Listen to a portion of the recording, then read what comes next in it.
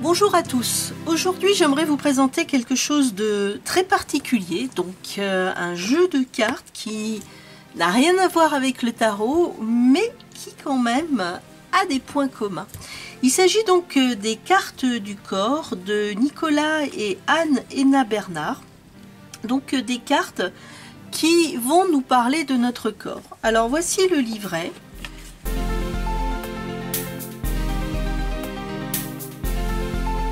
Donc un livret assez épais que j'ai, donc il faut lire, hein. J'ai beaucoup apprécié la philosophie des concepteurs. Donc en fait notre corps nous parle et nous envoie des messages et justement on ne les entend pas ou on ne les comprend pas forcément.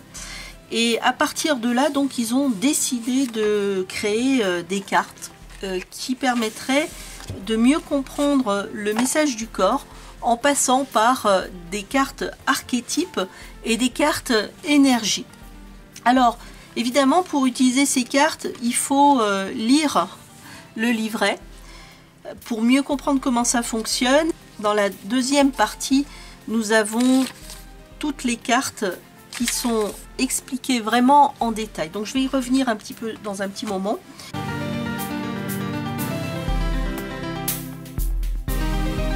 Alors les cartes sont divisées en deux paquets, donc un gros paquet et un petit paquet. Donc ici ce paquet là ce sont les cartes énergie et ce paquet là correspond aux cartes archétypes. Elles sont classées par couleur qui correspondent à des zones du corps. Alors j'ai reclassé tout à l'heure exprès pour pouvoir un petit peu vous expliquer toutes ces cartes. Donc effectivement les couleurs correspondent à des zones, donc les cartes blanches correspondent à la zone du cœur.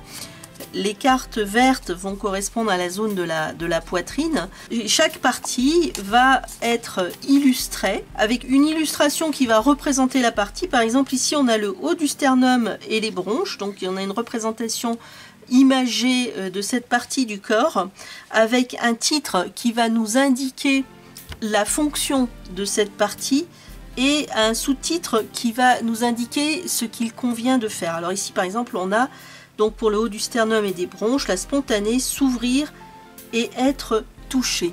Alors on a comme ça, donc les cartes évoluent en fonction, parce qu'elles ont des couleurs, c'est extrêmement difficile d'expliquer ça en détail en très peu de temps. Il faut vraiment se reporter au livre qui est vraiment très très bien expliqué et qui sait très bien présenter justement ces cartes. Ce qui est intéressant, c'est les dessins, puisque les dessins reprennent la partie du corps. Ici par exemple nous avons l'estomac, le foie, rate, pancréas, donc on voit avec des petits enfants parce que ça va être le jaillissant, donc l'expansion. Par exemple ici l'ermite pour la zone du coccyx, on a un coccyx qui est dessiné. L'enlumineur pour la langue et les lèvres, donc on a ici une bouche avec une langue qui sort, d'où il jaillit donc la parole, le menton ici qui est dessiné avec les dents. J'aime beaucoup le graphisme parce qu'il est, il est à la fois parlant. Là ici on a les os donc dessinés avec le sociable, donc les deux os qui se tiennent compagnie ou qui parlent entre eux. Ce sont des cartes qui sont vraiment formidables.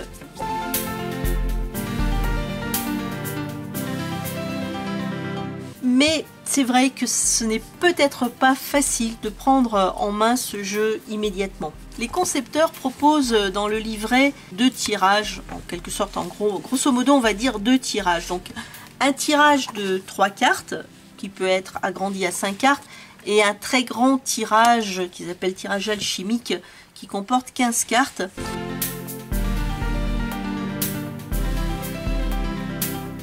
J'ai fait le tirage alchimique, je dois vous dire que j'étais un peu perdue dans ce tirage parce que 15 cartes, quand on ne maîtrise pas bien ces cartes-là, c'est beaucoup d'informations. Mais ce que j'ai aimé, et donc du coup je me suis orientée vers des tirages plus petits de une carte, 2 cartes, 3 cartes, c'est que dans les explications des cartes, eh bien, on a des parties. Et ces parties peuvent permettre de faire des positions. Alors, par exemple, on peut dire la première position par rapport à une question, ça serait quelle est ma difficulté? Et ici, on a la difficulté. Ensuite, quel est le besoin que je dois honorer? Donc, quel est le besoin qui correspond à cette difficulté? Et on a ici donc un petit texte sur ça, et peut-être le conseil d'action, et ça pourrait permettre de faire un tirage en 3 cartes.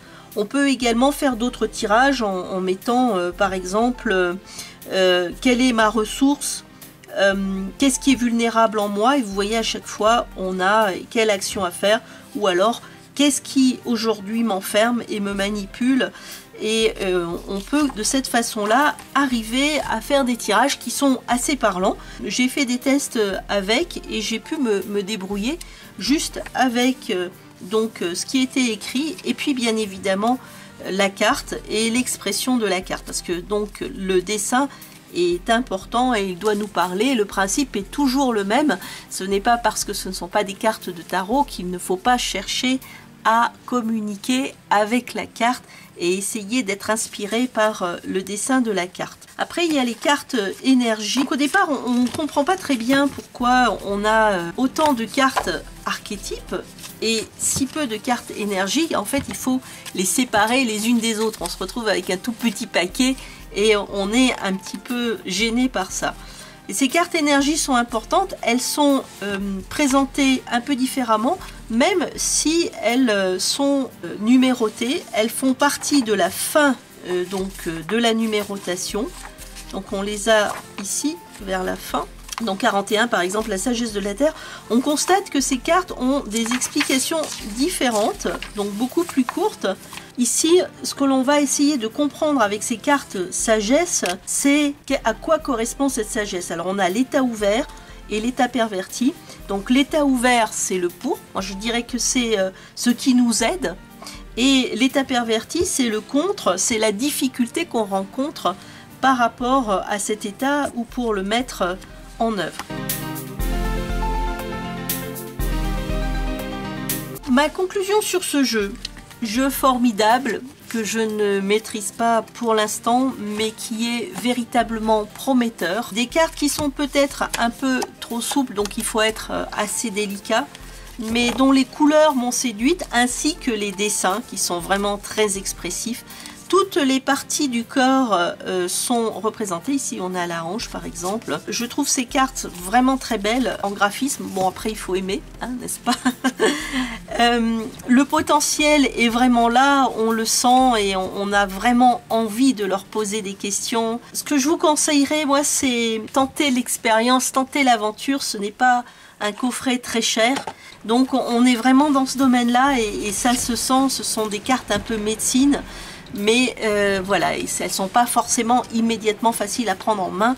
Maintenant, je vous dirais qu'un jeu de qualité est un jeu qui n'est pas forcément facile au départ, mais qui offre beaucoup de ressources et de possibilités. Et ça, on peut le sentir avec ces cartes. Voilà, donc je vous ai présenté ce jeu, les cartes du corps de Nicolas et Anne-Héna Bernard. Je vous ferai une petite vidéo avec un tirage, une ébauche de tirage quand je les maîtriserai un peu mieux pour justement vous montrer comment ça fonctionne sur des questions qu'on peut poser justement par rapport au fonctionnement de son corps ou les blocages qu'on peut rencontrer concernant son corps ou les douleurs qu'on peut rencontrer et quel est le message que l'on doit en tirer, qu'est-ce qu'on doit en comprendre, parce que c'est ça la philosophie de ce jeu. En attendant, je vous remercie de m'avoir écouté, je vous souhaite beaucoup de plaisir dans la découverte de ce jeu et je vous dis à très bientôt dans une nouvelle vidéo. N'oubliez pas de vous abonner à ma chaîne et de me mettre un petit pouce bleu. Merci.